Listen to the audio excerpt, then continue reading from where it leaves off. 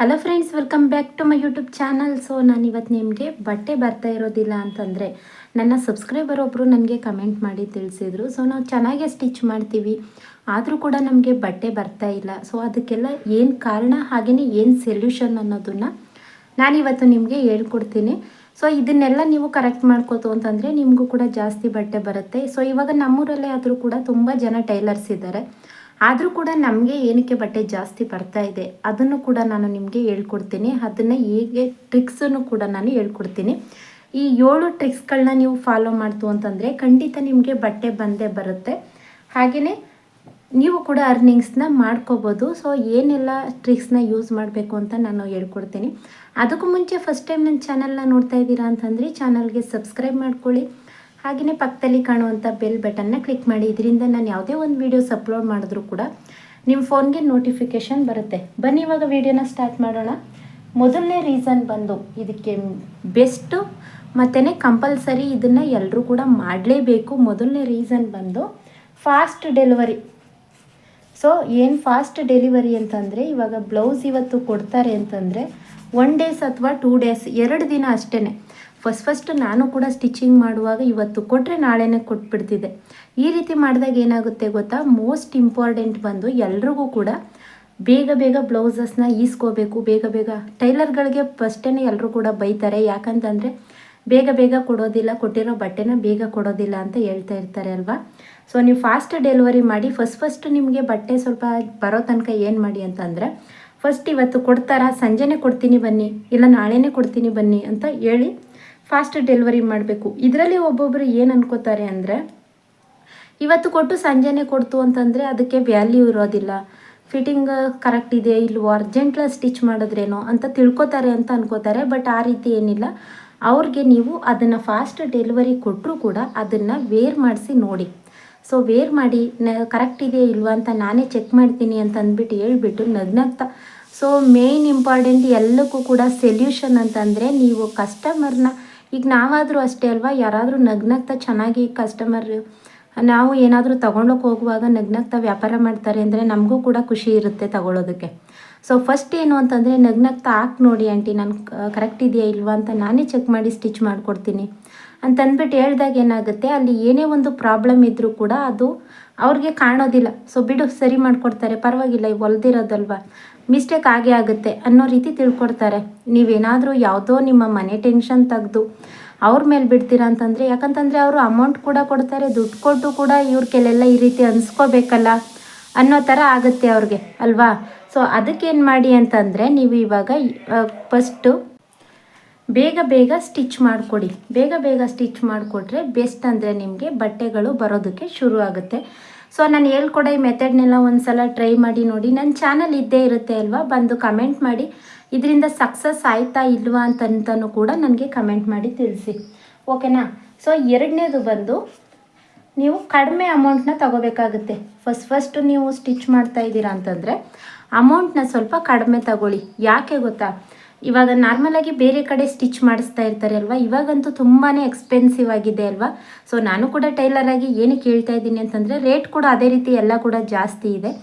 ಅದಕ್ಕೇನು ಮಾಡಿ, ಎಲ್ಲ ಕಡೆ ವಿಚಾರಿಸಿ ಅಲ್ಲಿ ಎಷ್ಟು ತಗೋತಾರೆ ಅದಕ್ಕಿಂತ 50 ರೂಪಾಯಿ 60 ರೂಪಾಯಿ ಕಡಿಮೆ ತಗೊಳ್ಳಿ. 50 ರೂಪಾಯಿ 100 ರೂಪಾಯಿ ಕಡಿಮೆ ತಗೊಂಡ್ರು ಕೂಡ ಏನಿಲ್ಲ. ಫಸ್ಟ್ ಅಷ್ಟು ತಗೊಳ್ಬೇಕು. ಅವ್ರಿಗೆ ಫಿಟ್ಟಿಂಗ್ ಎಲ್ಲ ಕರೆಕ್ಟಾಗಿ ಕೂತು ನಿಮ್ಮ ಹತ್ರನೇ ಸ್ಟಿಚಿಂಗ್ ಮಾಡಿಸೋದಕ್ಕೆ ಬರ್ತಾರೆ ಅಂತಂದರೆ ಒಂದು 2 ತಿಂಗಳು 3 ತಿಂಗಳು ನೀವು ಇದನ್ನು ಫಾಲೋ ಮಾಡಲೇಬೇಕಾಗುತ್ತೆ. ಯಾಕಂತಂದರೆ ಬ್ಲೌಸ್ ಕಟ್ಟಿಂಗಲ್ಲಿ ಏನು ಲಾಸ್ ಆಗೋದಿಲ್ಲ ಅಲ್ವಾ. 1 ಅವರ್ಗೆಲ್ಲ ನಾವು ಸ್ಟಿಚ್ ಮಾಡ್ತೀವಿ ಅಂದಾಗ ಒಂದು 50 ರೂಪಾಯಿ ಕಡಿಮೆ ತೊಗೊಂಡ್ರು ಯಾವುದೇ ಪ್ರಾಬ್ಲಮ್ ಆಗೋದಿಲ್ಲ. ಸೊ ಒಂದು 50 ರೂಪಾಯಿ ಕಡಿಮೆ ತಗೊಳ್ಳಿ. ಸೊ ಅಮೌಂಟ್ ಎಲ್ಲಿ ಕಡಿಮೆ ಇರುತ್ತೆ ಅಲ್ಲಿ ಜನ ಜಾಸ್ತಿ ಇದ್ದೇ ಇರ್ತಾರೆ. ಸೊ ಫಸ್ಟ್ ಏನು ಮಾಡಿ ಅಂತಂದರೆ, ಅಕಸ್ಮಾತ್ ನೀವು ಅಮೌಂಟ್ ತೊಗೊಳ್ಳೋದು ಬೇರೆಯವ್ರಿಗೆ ಗೊತ್ತಿಲ್ಲ ಅಂತಂದರೆ, ಇವಾಗಂತೂ ಸೋಷಿಯಲ್ ಮೀಡಿಯಾ ಇದೆ, ವಾಟ್ಸಪ್ಪಲ್ಲಿ ಕೂಡ ಹಾಕಿ ಲೈನಿಂಗ್ ಬ್ಲೌಸ್ಗೆ ಇಷ್ಟು, ಪ್ಲೈನ್ ಬ್ಲೌಸ್ಗೆ ಇಷ್ಟು ಅಂತಂದ್ಬಿಟ್ಟು, ಇಲ್ಲ ನಿಮ್ಮ ಅಂಗಡಿಗಳು ಮಾಡಿದ್ದೀರಾ ನೀವು ಅಂತಂದರೆ ಬೋರ್ಡ್ ಕೂಡ ಮಾಡಿಸಿ ಹಾಕೋಬೋದು. ಸೊ ಲೈನಿಂಗ್ ಬ್ಲೌಸ್ಗೆ ಇಷ್ಟು ತಗೋತೀವಿ, ಡಿಸೈನ್ ಬ್ಲೌಸ್ಗೆ ಇಷ್ಟು ತಗೋತೀವಿ ಅಂತಂದ್ಬಿಟ್ಟು ಕಡಿಮೆ ಅಮೌಂಟಲ್ಲೇ ನೀವು ಮಾಡಿಸಿ ಹಾಕಿ, ಅವಾಗ ನೋಡಿ ಬಂದೇ ಬರ್ತಾರೆ. ಒಂದು ಸಲನಾದರೂ ಸ್ಟಿಚ್ ಮಾಡಿ ನೋಡೋಣ, ಕರೆಕ್ಟ್ ಇದೆಯಾ ಇಲ್ವಾ ಅಂತ ಒಂದು ಸಲನಾದರೂ ಸ್ಟಿಚ್ ಮಾಡಿಸ್ಕೊಳ್ಳೋಣ, ಸರಿ ಬರುತ್ತೇನೋ ಅನ್ನೋದಕ್ಕಾದರೂ ಒಂದೊಂದು ಬ್ಲೌಸ್ಗಳನ್ನ ಸ್ಟಿಚ್ ಮಾಡಿಸ್ತಾರೆ. ಆವಾಗ ಫಿಟ್ಟಿಂಗ್ ಅನ್ನೋದು ಕರೆಕ್ಟಾಗಿ ಬಂತು ಅಂತಂದರೆ ಸೊ ನಿಮ್ಮ ಹತ್ರನೇ ಸ್ಟಿಚ್ ಮಾಡಿಸ್ತಾರೆ.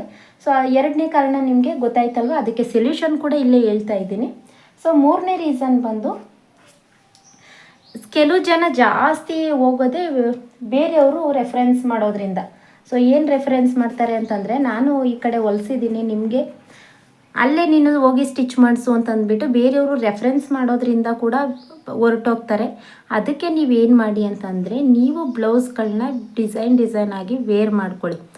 ಯಾವುದಾದ್ರೂ ಫಂಕ್ಷನ್ಗೆ ಹೋದಾಗ ಆಗಿರ್ಬೋದು, ಅಥವಾ ಊರಲ್ಲೇ ಯಾವುದಾದ್ರೂ ಫಂಕ್ಷನ್ಗಳಿಗಿರ್ಬೋದು, ನೀವು ಡಿಸೈನ್ಸ್ ಇವಾಗ ಟ್ರೆಂಡಿಂಗ್ ಇರೋವಂಥ ಡಿಸೈನ್ಸ್ಗಳನ್ನ ಸ್ಟಿಚ್ ಮಾಡಿಕೊಂಡು ವೇರ್ ಮಾಡಿದಾಗ ಏನಾಗುತ್ತೆ, ಈ ರೀತಿ ಡಿಸೈನ್ ನಾವು ಸ್ಟಿಚ್ ಮಾಡಿಸ್ಬೋದಲ್ಲ ಅಂತಂದ್ಬಿಟ್ಟು ಅನಿಸುತ್ತೆ. ಅದಕ್ಕೋಸ್ಕರ ಬೇರೆಯವ್ರು ಏನಂತಾರೆ, ರೆಫರೆನ್ಸ್ ಮಾಡ್ತಾರೆ, ನಾನು ಕೂಡ ಅಲ್ಲೇ ಸ್ಟಿಚ್ ಮಾಡಿಸಿದ್ದೀನಿ, ನೀನು ಸ್ಟಿಚ್ ಮಾಡು ಅಂತಂದ್ಬಿಟ್ಟು.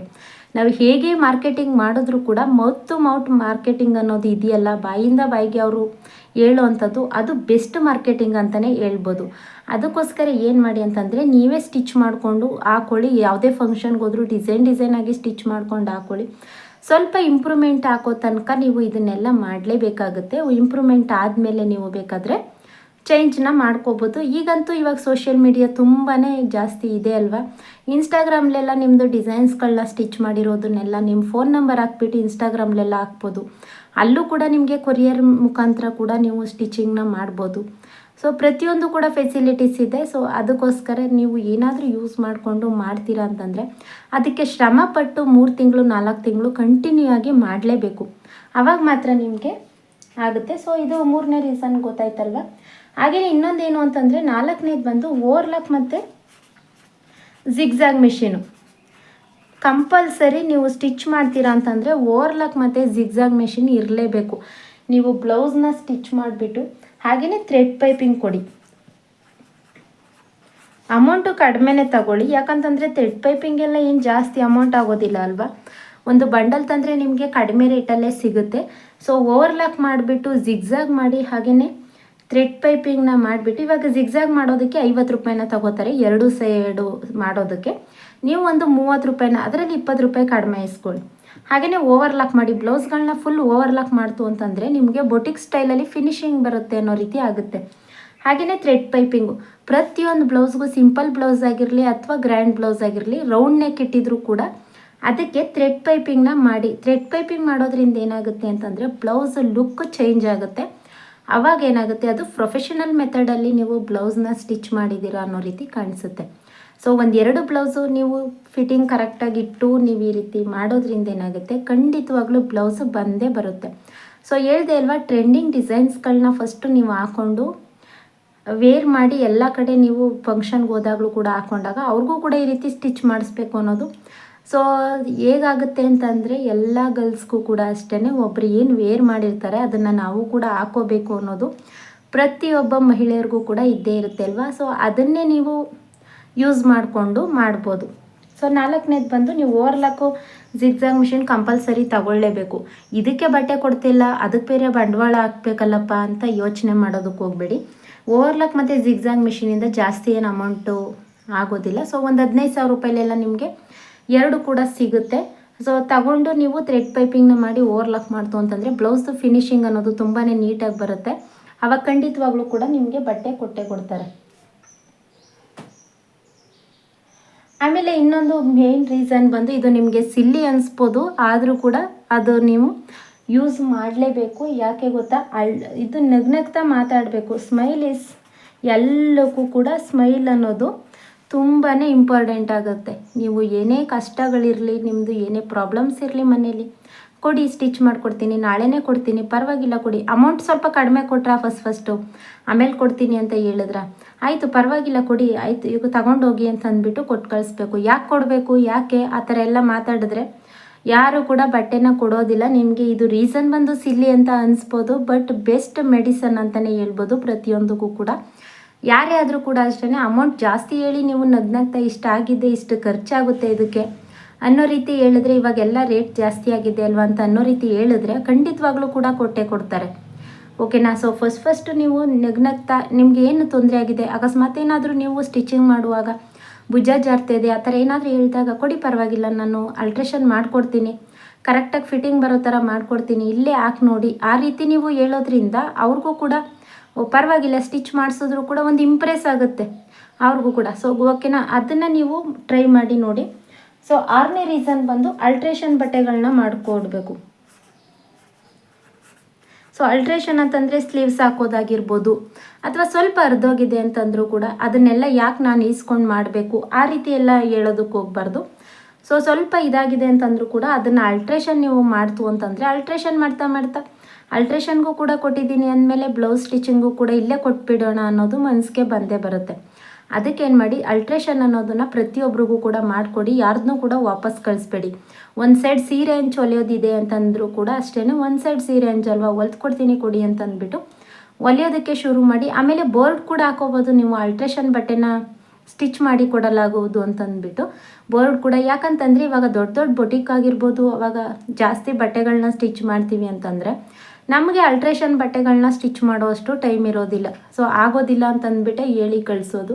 ಅದಕ್ಕೋಸ್ಕರ ಏನು ಮಾಡಿ, ಅದಕ್ಕೆ ಅಂತಲೇ ನೀವು ಅಲ್ಟ್ರೇಷನ್ ಬಟ್ಟೆನ ಸ್ಟಿಚ್ ಮಾಡ್ತೀವಿ ಅಂತಂದ್ಬಿಟ್ಟು ಹೇಳ್ತು ಅಂತಂದರೆ ಅವ್ರು ಖಂಡಿತವಾಗ್ಲೂ ಕೂಡ ನಿಮ್ಮ ಹತ್ರ ಸ್ಟಿಚ್ ಮಾಡಿಸ್ತಾರೆ. ಹಾಗೆಯೇ ಅಲ್ಟ್ರೇಷನ್ ಎಲ್ಲ ಫಿಟ್ಟಿಂಗ್ ಎಲ್ಲ ಕರೆಕ್ಟ್ ಇತ್ತು ಅಂತಂದರೆ ಆವಾಗಲೂ ಕೂಡ ನಿಮಗೆ ಬ್ಲೌಸ್ನ ಇದು ಮಾಡಿಕೊಡ್ತಾರೆ. ಇವಾಗ 7ನೇ ರೀಸನ್ ಬಂದು, ಸೊ ಇದಿಷ್ಟು ನಿಮಗೆ ಮಾಡಿ ಆದಮೇಲೆ ಇವಾಗ ಲಾಸ್ಟ್ ರೀಸನ್ ಬಂದು ಬೋರ್ಡ್ನ ಹಾಕಿಬಿಡಿ.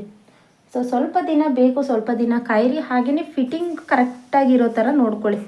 ಸೊ ಫಸ್ಟು ನಿಮ್ಮದು ಬ್ಲೌಸ್ನ ನೀವೇ ಅಳತೆನ ತಗೊಂಡು, ಬಾಡಿ ಮೆಜರ್ಮೆಂಟ್ ತಗೊಂಡು, ನಿಮಗೆ ಆಗಿರ್ಬೋದು, ನಿಮ್ಮ ಅಮ್ಮನಿಗೆ ಆಗಿರ್ಬೋದು, ಅಥವಾ ನಿಮ್ಮ ತಂಗಿಗಾಗಿರ್ಬೋದು, ಬಾಡಿ ಮೆಜರ್ಮೆಂಟ್ ತಗೊಂಡು ಫಸ್ಟ್ ಬ್ಲೌಸ್ನ ಫಿಟ್ಟಿಂಗ್ ಕರೆಕ್ಟಾಗಿ ಮಾಡೋದಕ್ಕೆ ನೋಡಿ. ಅದರಲ್ಲಿ ಏನಾದರೂ ಪ್ರಾಬ್ಲಮ್ ಇತ್ತಾ ಅಂತಂದ್ಬಿಟ್ಟು ಕೂಡ ಚೆಕ್ ಮಾಡ್ಕೊಳ್ಳಿ. ಆವಾಗ ಬೇರೆಯವ್ರಿಗೆ ಸ್ಟಿಚ್ ಮಾಡಿದಾಗಲೂ ಕೂಡ ನಿಮಗೆ ಗೊತ್ತಾಗುತ್ತೆ.